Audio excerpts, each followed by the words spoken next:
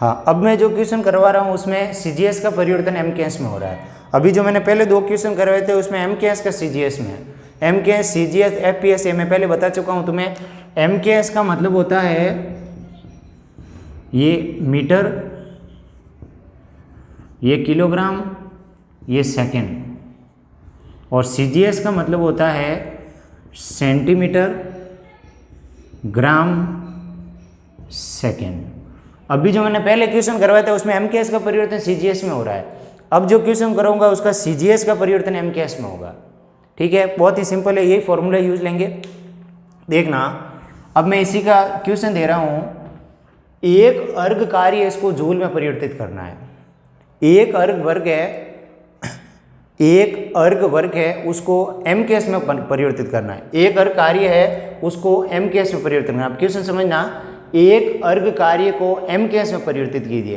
पहले अपने CGS में बदला था, अब ये जो एक अर्ग है ये CGS में है और इसको कन्वर्ट किस में करना है, MKS में। ठीक है, क्वेश्चन समझ लेना, एक अर्ग कार्य है इसको MKS में परिवर्तित कीजिए। 1 अर्ग वर्ग convert into MKS system, formula यही यूज लेंगे। अब देखना, यहां पर N2 की वैल्यू पहले से दे रखी है, यहाँ 2 है CGS, 1 है MKS। अपन जो फॉर्मूला यूज कर रहे हैं, ये जो 2 है ये CGS और ये MKS न्यूमेरिकल वैल्यू है। न्यूमेरिकल वैल्यू है किसमें, ये तो MKS पद्धति में, ये CGS पद्धति में। Numerical value in MKS system, numerical value in CGS system. अब देखना, यहाँ पर मैं N2 की वैल्यू पहले से दे रखी है, 1 अर्ग बराबर N1। अब देखना, M1 ये है 1 किलोग्राम बटा 1 ग्राम, ऊपर 1 मीटर बटा 1 सेंटीमीटर, 1 सेकेंड बटा 1 सेकेंड। अब देखो यहाँ पर किलोग्राम, इसकी विमा क्या होती है, कार्य की विमा, dimension of work M1 L2 T - 2, M A B और ये C, A की वैल्यू 1, B की वैल्यू 2, C की वैल्यू -2। तो ये मान रख देंगे यहाँ पर 1, 2, -2।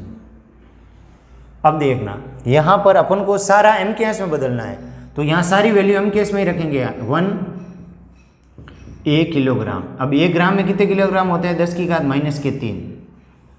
1 ग्राम में किलोग्राम कितने होते हैं, 10 की घात -3। दूसरा देखना, 1 मीटर, 1 सेंटीमीटर में कितने मीटर होते हैं, 10 की घात -2।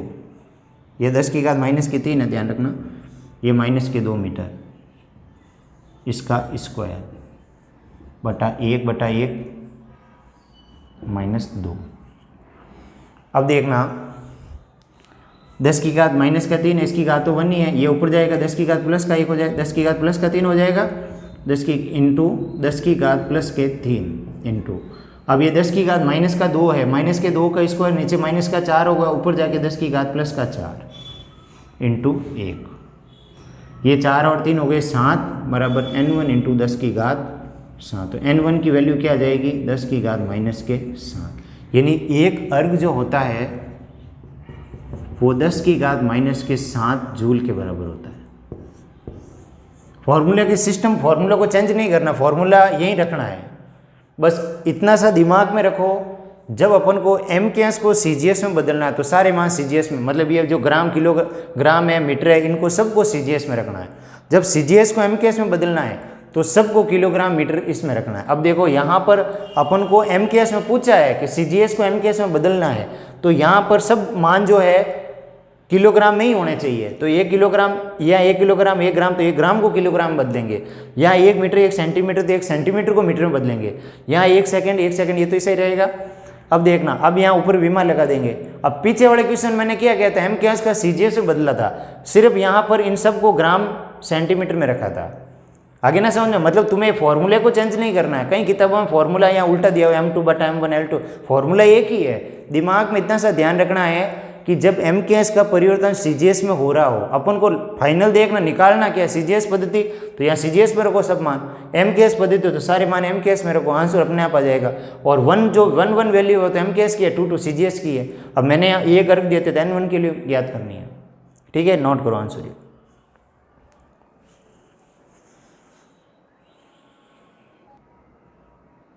अगला क्वेश्चन है, 1 डाइन फोर्स है उसको न्यूटन में बदलना है। एक डाइन बल है उसको न्यूटन में बदलना है, CGS का MKS में परिवर्तन करना है। Convert one dyne force into CGS system या convert one dyne force into newton. अब देखना फॉर्मूला यही है। अब देखना यहाँ पर N2 की वैल्यू दे रखी है 1 डाइन, N1 की वैल्यू ज्ञात करनी है। अब ये किलोग्राम, ग्राम, 1 मीटर, 1 सेंटीमीटर, 1 सेकंड, 1 सेकंड।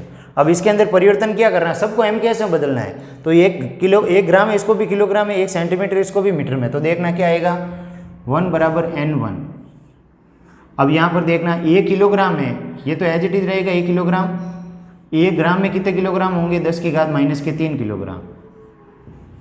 अब देखना विमा देखना बल की विमा होती है M1 L1 T - 2। Dimension of force M1 L1 T - 2। ये एच डी लगा देंगे यहाँ 1 मीटर बटा 10 की घात माइनस के 2 मीटर। 1 सेकेंड बटा 1 सेकेंड माइनस का 2। ठीक है। अब देखना 1 बराबर N1, 10 की घात माइनस का 3 ऊपर, ये 1 है, 10 की घात माइनस का 3 ऊपर चला जाएगा प्लस का 3, 10 की घात माइनस का 2 ऊपर जाएगा प्लस का 2 इंटू 1। ये 10 की घात 3 इंटू 2 10 की घात 5 नीचे आ जाएगा। तो N1 क्या आ जाएगा, 10 की घात माइनस के 5। यानी एक डाइन जो होता है 10 की घात माइनस के 5 न्यूटन के बराबर होता है। 1 डाइन इक्वल्स टू 10⁻⁻⁵। तो इस तरह मैंने दो एग्जाम्पल दोनों के करवा लिए। इस तरह खूब एग्जाम्पल है। इसी तरीके से सिस्टम ध्यान में रखना, फॉर्मूला एक ही याद रखना है और इसका कॉन्सेप्ट समझना है कि इसमें फॉर्मूले के अंदर यूज कैसे करते हैं। फॉर्मूला एक ही है, एक ही फॉर्मूला यूज होगा। अब इसका यूज कैसे करना वो ध्यान में रखना है। जो फाइनल पूछा गया वो पहले पकड़ो कि MKS में पूछा है, MKS में ज्ञात करना है तो सबको MKS में रखो। अगर फाइनल पूछा CGS में ज्ञात करो तो सबको CGS में रखो और ऊपर जो गाते हैं वो विमा के रूप में लगा दो, आंसर आ जाएगा।